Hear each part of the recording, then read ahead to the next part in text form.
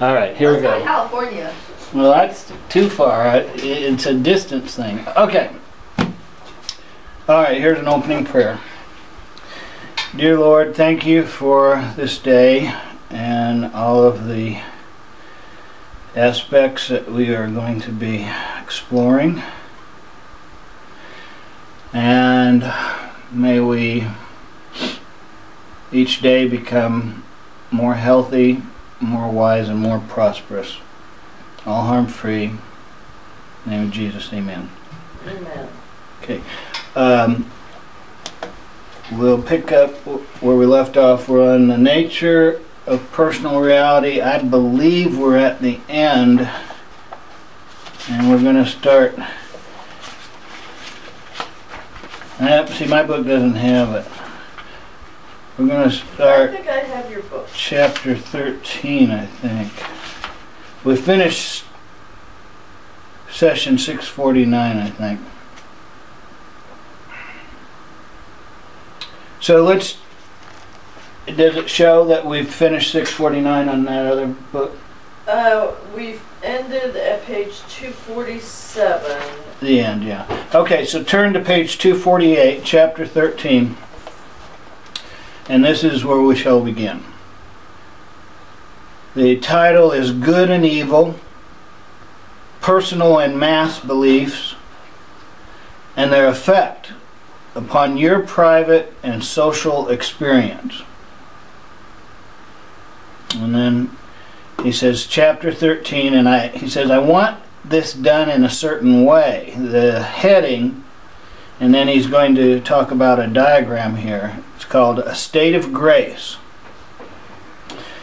And then there's a line drawn underneath that, straight down, with a listing of 4 subjects. Health, wealth, white, and Christian. And he's asked, do you have that much clearly? And he says, this is not a chapter heading, it's a diagram. Now, another one of the same kind, and this next to it is out of grace, with a line down, leading to 4 subjects. Disease, poverty, black, not Christian. And then he has 1, 2, 3, 4 more that we'll list. And before we list those, underneath that he says, heading for the chapter is Good and Evil, Personal and Mass Beliefs, and Their Effect upon Your Private and Social Experience. And do you have that? In this chapter we will deal with some current beliefs involving your most intimate behavior and social connotations. The next one at the top of the page at 249, it says A State of Grace, with a line drawn vertically underneath it, and it says Indian or Oriental, proud poverty, brown skin, great mystic understanding, cosmic understanding. And then over on to the right of that, it says out of grace, with a line drawn, American, embarrassing riches, white skin, callousness, spiritual poverty, and disintegration. And then under that he says another category. And this one is headed A State of Grace. The line drawn down lists youth, intuitive understanding, knowledge, beauty, intellectual capacity, physical vigor, and unfolding future. Out of grace, to the right of this, the line drawn, age, rigidity, mental and spiritual ignorance, ugliness, disintegration of mental capacity, loss of vigor, the closing of all doors to activity. Now, I'll show you, and we'll put this up. This is how he did these, each diagram here with his subjects underneath. And then at the bottom of 249 it says, now I outlined some opposing ideas held by many people, all involving concepts of good or evil, being applied in areas in which they do not belong. The designations will make certain contrasts clear visually. I simply wanted to launch into the next chapter and to make sure the visual aspects were clearly stated. And then he says, I'll give you the rest of the evening off, therefore, as we are doing very well indeed, and we'll get to some beliefs not dealt with of a social nature. Now we tonight are going to continue. We're going on into session 650, and we'll start down where he lists dictation. It says, the simple diagrams merely represent some general belief systems from the standpoint of, quote, moral values, unquote. Your ideas of good and evil affect not only your behavior with others, but your activity in a community and in the world at large. Many believe, using the first diagram, that it is good, that's in quotes, and morally superior to be Christian, white, wealthy, and in excellent health. Now, though this does not appear in this diagram, the word male can also be added to the list of preferred attributes. Reality then is viewed through this system of beliefs. If you hold them, you will feel that those characteristics are given by God. According to the fervor with which you cherish these ideas, you will find that they enclose you, for in a very limited manner they will define your concept of good. People entertaining such beliefs are often very religious in conventional terms. Countries emphasizing like beliefs send missionaries to convert those who are pagan and therefore inferior. Individuals feeling this way will be very uncomfortable when they mingle with others of a different race, creed, or color, and despite themselves may be revengefully conservative in dealing, for example, with problems of a community nature. They will consider poverty as a sign of God's displeasure and so be inclined to leave the entire matter in His hands. They may speak with seeming compassion about the plight of others, and yet all the while consider that difficulty the simple result of inferiority or of inequality. Now, these people may be of any age. They may come from any economic environment. Now, if you happen to be Protestant, male, white, American, rich, and healthy, at least within the framework of your beliefs, you can look at yourself with clear eyes. Your foundation is shaky indeed, but at least you fit within it for the moment. You will notice that I added Protestant to our value system, as well as American. If, however, you hold this group of beliefs and fall short, that is, if in some way you do not fit in, then even within that system you are in trouble. Are you following me so far? Okay. He says,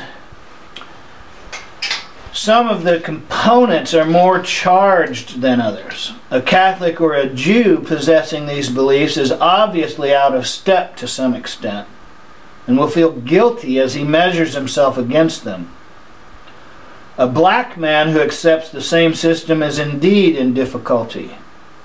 If he happens to be a poor black man, he is in double jeopardy.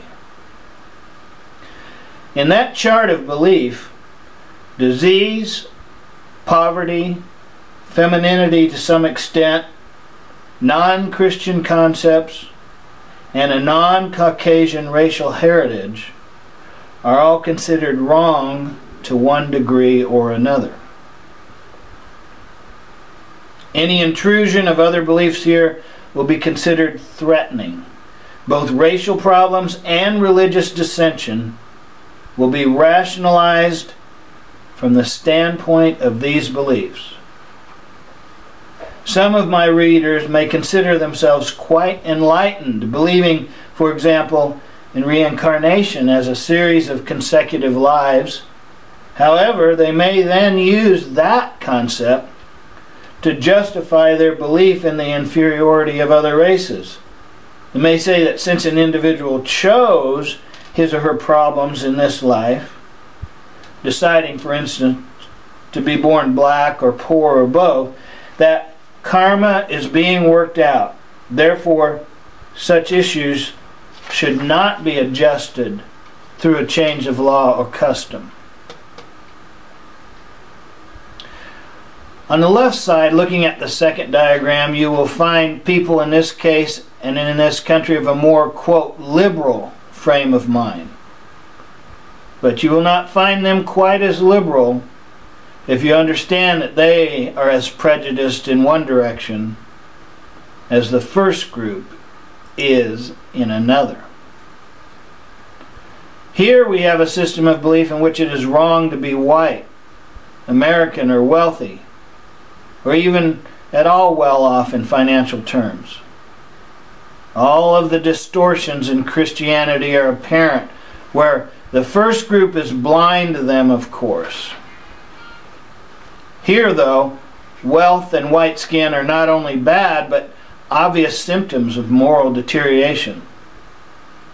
If the first system of beliefs sees money and goods as a sign of God's blessing, the second group views material possessions as evidence of spiritual decay. Here the exotic is romanticized, the foreign held up, the picturesque seen as the real.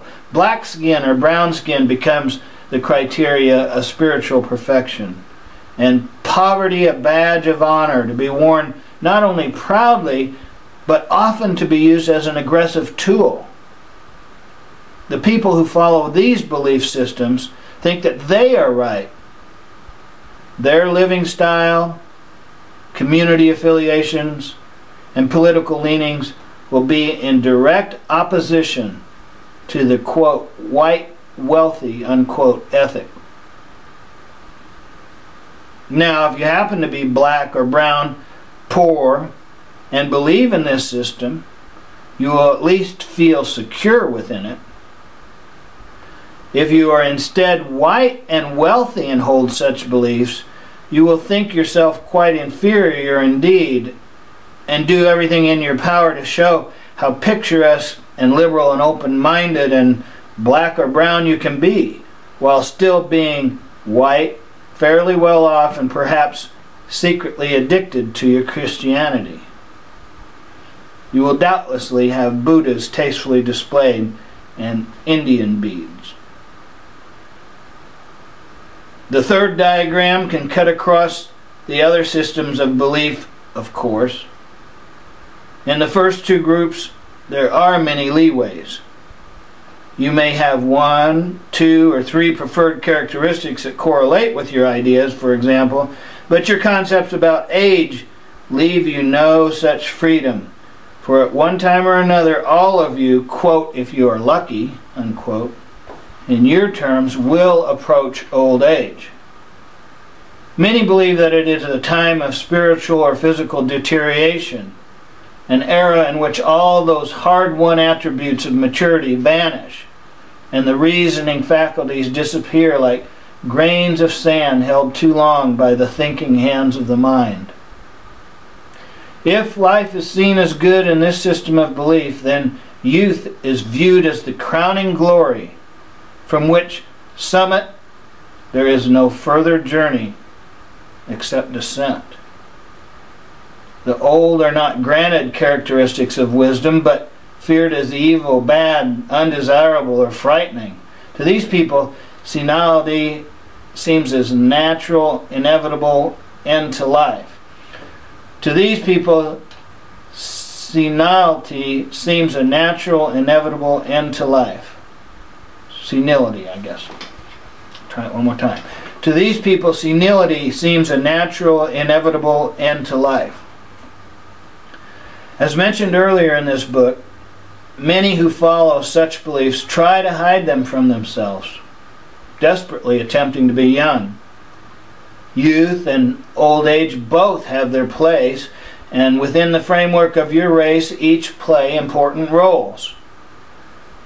You are used to thinking in terms of heredity. In physical terms and in a different way than you can imagine, this is important.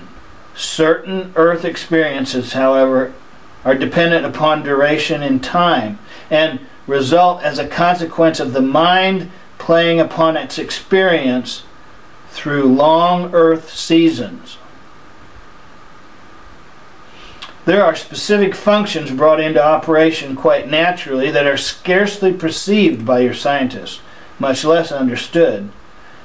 As the mind within the body clearly sees its earthly time coming to an end, mental and psychic accelerations take place, and that's underlined.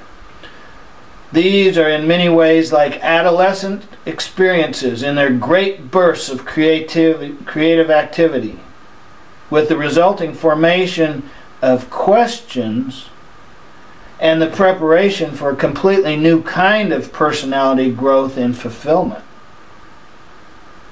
This would be quite apparent were it not for your current belief systems, through which the old are forced to interpret their experience. Many instances of expansion of consciousness and mental and psychic growth are interpreted by you as senility. No important correlations have been made between the subjective experiences of the old, particularly in senile conditions, with those of other ages involved in expansion of consciousness, whether natural or drug-induced. Any such sensations are immediately repressed by the old, for fear that senility will be the diagnosis. The experiences, however, affect the right hemisphere of the brain, and in such a way that abilities are released in somewhat the same manner as in adolescence.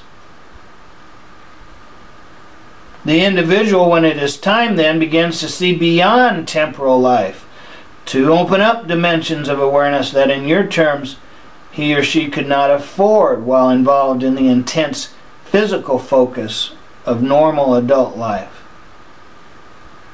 Unfortunately, the personality has no system of beliefs as a rule to support such an expansion. The natural therapies, both physical and mental, are denied. Drugs are often used as depressants, clouding the clarity of what seems to be distorted vision. This is one of the most creative, valuable aspects of your lives. Instead, the old are made to feel useless in your society. Often, of course, they share this value judgment, and their experience within your communities has in no way prepared them to face subjective experience. There are no teachers to guide them. Old age is a highly creative part of living. The connections between it and childhood are often made in a derogatory fashion, but the personality is in just as creative a state. I am speaking generally now, of course, for your living conditions so distort the natural situation. Even the chemical and hormonal changes that occur are those that are conducive to spiritual and psychic growth at that time. The joyful affirmation possible is denied to the old because of your system of beliefs.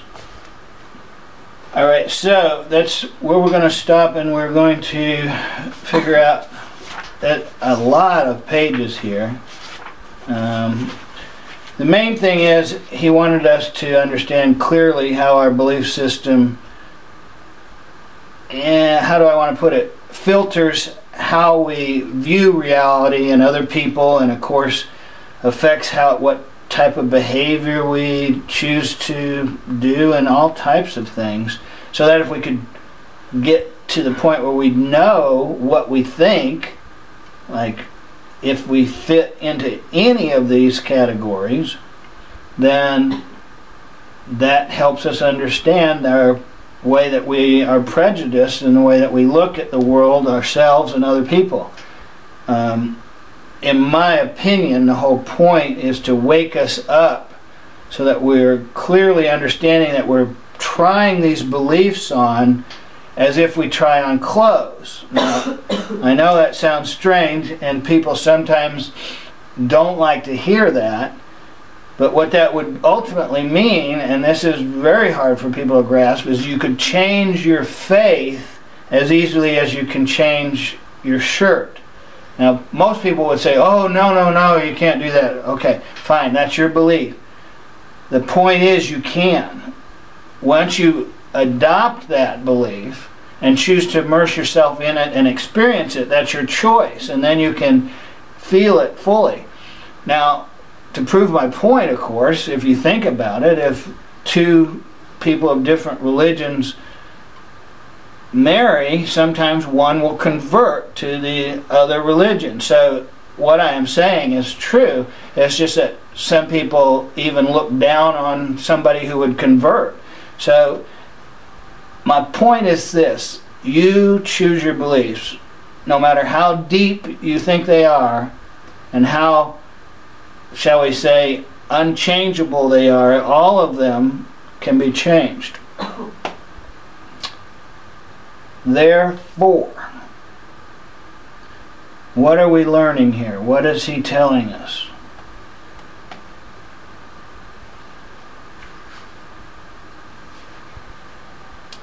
Our belief systems, we choose our belief systems.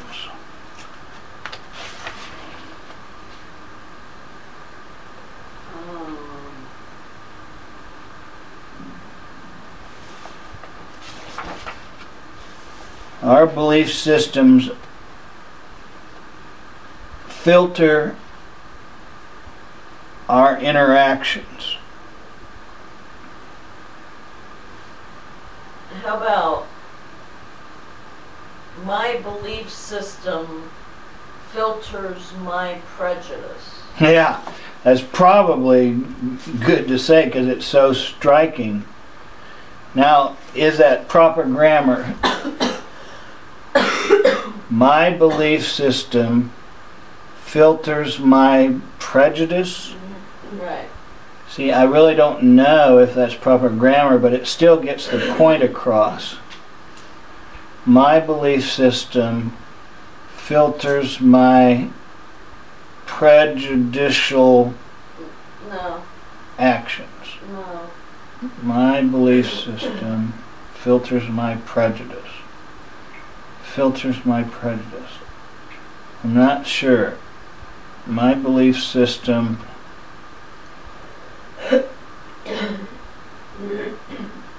prejudges all others. Prejudges others.